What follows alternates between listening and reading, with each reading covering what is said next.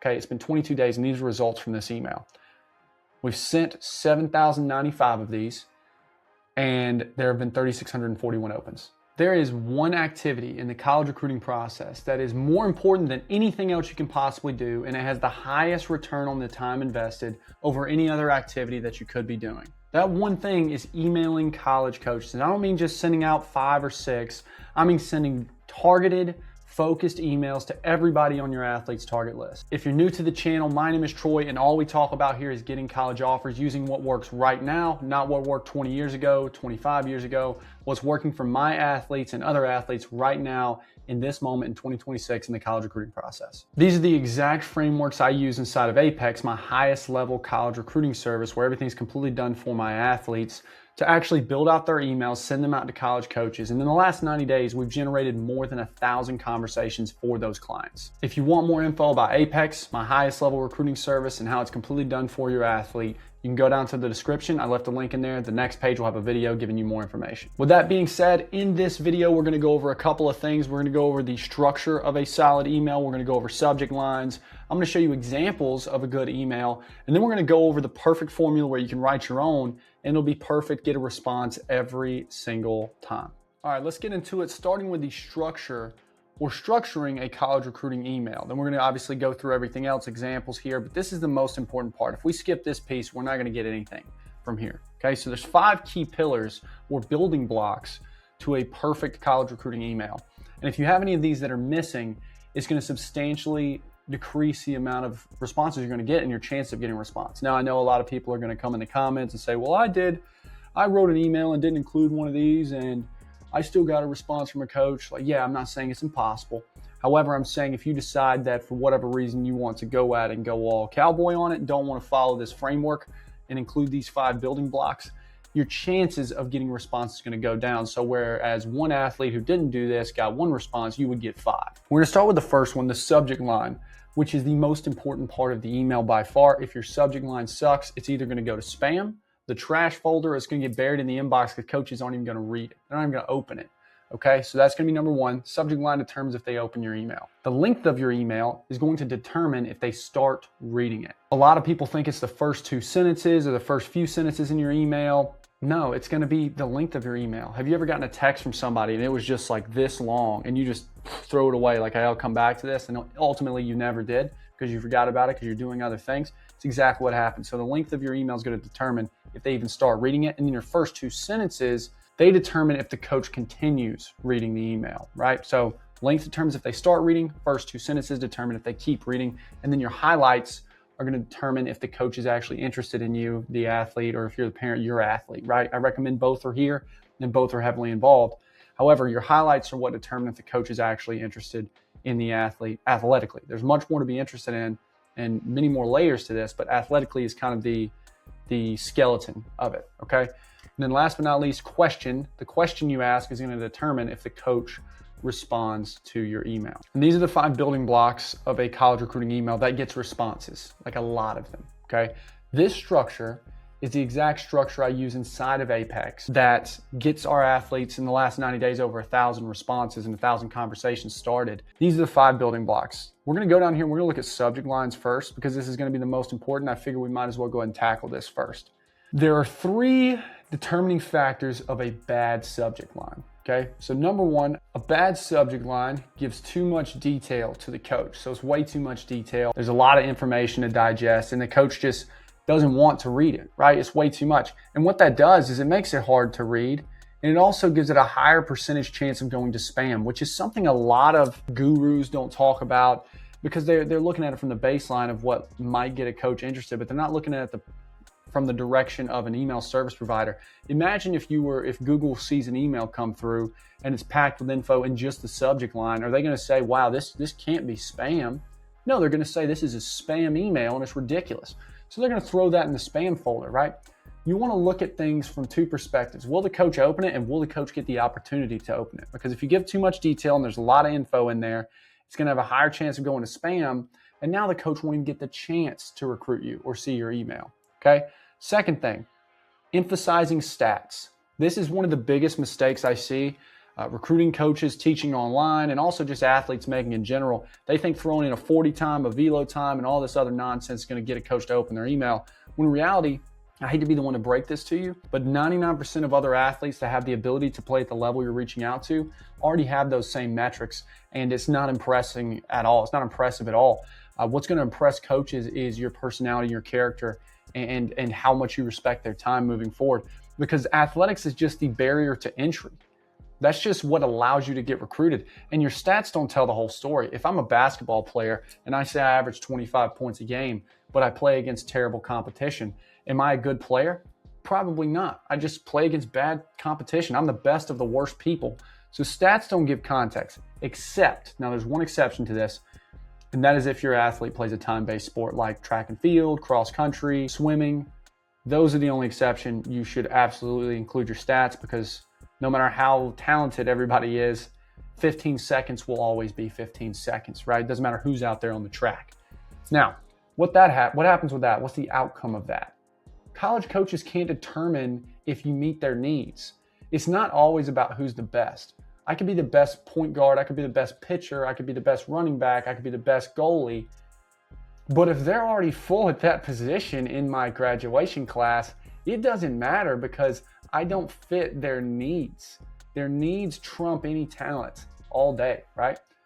Last but not least, we have extremely long subject lines, and these lower the open rate, because they know if they look at your subject line and it's extremely long, I can only imagine what the body of the email looks like, right?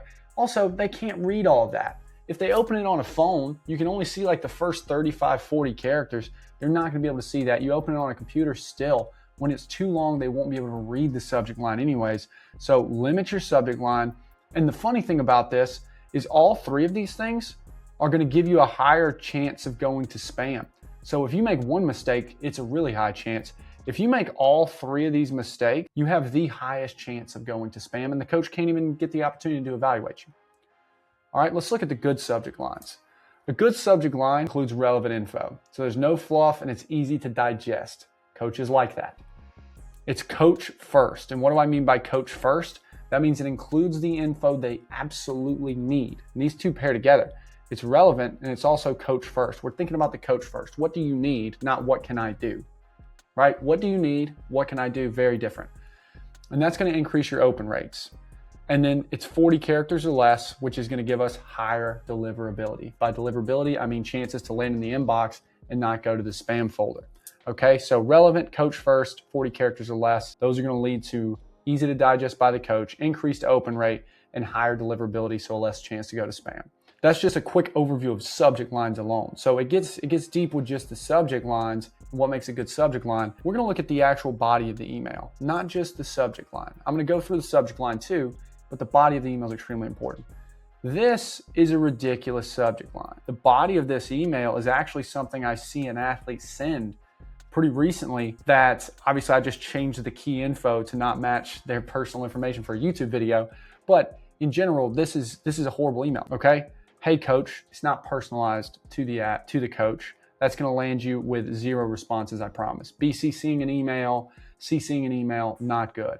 As you can tell, all the way through this email, talking about the body now, they're just constant spelling mistakes, constant grammatical errors, no capitalization through here, no structure. And one of the biggest mistakes is going to be how just slapped together these blocks of text are, which we'll talk about in our email formula and structure here. But I just want to give you an overview first before we get into that, so you can see what the problems are, right? If you looked at this and I said, tell me what sport this kid plays, you probably couldn't tell me in the first 5 to 10 seconds. You would have to read this whole thing and try to find out what this kid plays. Like, what are we talking about? Heavy, eating better, trying to add muscle. We're overselling on information that's not going to help them. Okay, so this is a bad email. I think you can understand why. It's just impossible to go through. And a coach is never going to read that. They're going to open this and go, no. And this is an example of a good email. I use this email specifically because these are the results from this one email in January of 2026. Currently, it's the 22nd.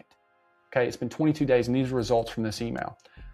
We've sent 7,095 of these, and there have been 3,641 opens. That's more than 50%. Okay, that's just opens. We're not even talking about responses. Now, our subject line here, grad year, position, GPA. Why is that a good email? Because it tells the coach, it answers 3 questions. Do I need your graduation year? Well, yes or no. If no, that's okay. We want qualified coaches. By qualified, I mean coaches that are actually looking for a player like me. Am I recruiting your position? So we got, am I recruiting your class? Am I recruiting your position? Yes or no? And does your GPA line up with that of our institution? If you can't get into their school, it doesn't matter. So what this will do is coaches that are qualified will open your email. Coaches that are not may respond and say they can't, or they may not open your email.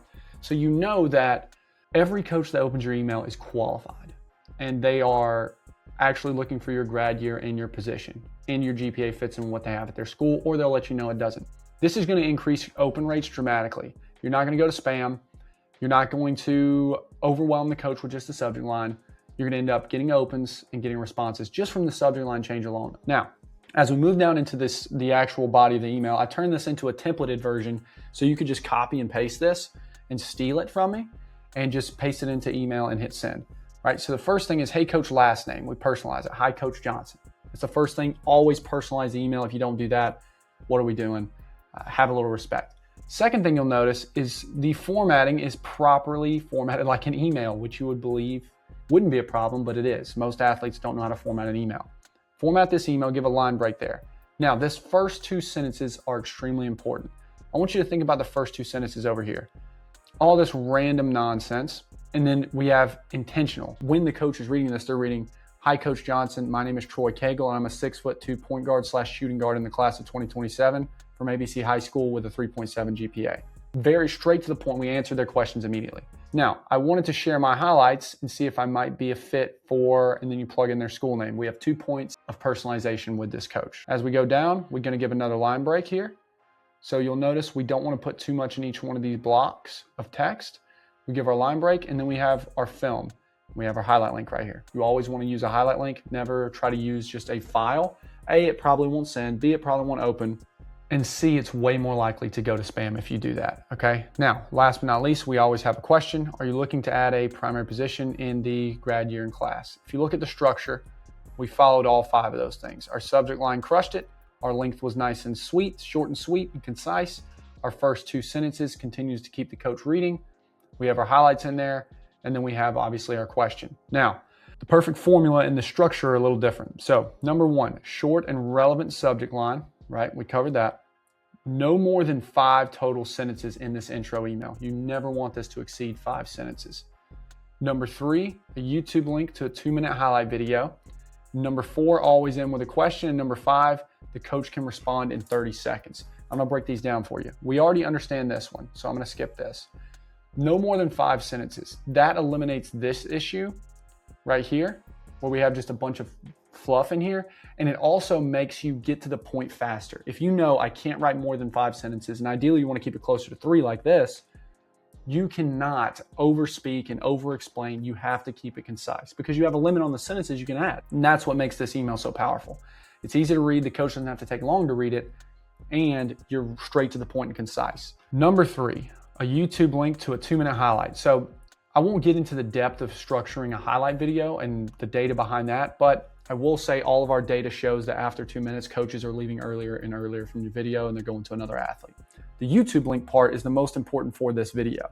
You always use a YouTube link for 2 reasons. Number 1, coaches don't have to watch an ad beforehand, and coaches don't need a login to get into YouTube. Number 2, YouTube is owned by Google, which means that link is not going to show up as suspicious to Google servers when it gets sent. If you send a random link from a random platform, and it's not something Google recognizes, it's way more likely to send it to spam and the coach will never have the opportunity of seeing it. So always use YouTube links. Number 4, always end with a question. We know that one. That's just what's going to get us a response. And number 5, the coach can respond in 30 seconds. So when you read your email back, think to yourself, can this coach respond? Or if I was the coach, could I respond to this in 30 seconds? If the answer is no, your email sucks. Because it's hard to get a response when it's hard for the coach to respond. Right? So you want to make it as easy as possible for the coach to respond to your email. But that is how you structure a college recruiting email. And if you follow this, you will have so many more coaches opening your emails, responding to your emails, and that will be generating you the interest that you're looking for. Now, If you've been in this recruiting game for a long time, you know that generating the interest is the easy part. The hard part is turning that interest you generate into a college offer. And if you want to be a part of the highest level of service that I offer, Apex, where we do everything for you in the recruiting process up to the point to where a coach responds, and then you can talk to me directly and I'll coach you through every single conversation and give you exactly what to say. I'm going to leave the link down in the description below to take a look. There's going to be a video on the next page that gives you more information. You can apply to work with us and see if we might be a good fit to help you and your athlete in the recruiting process.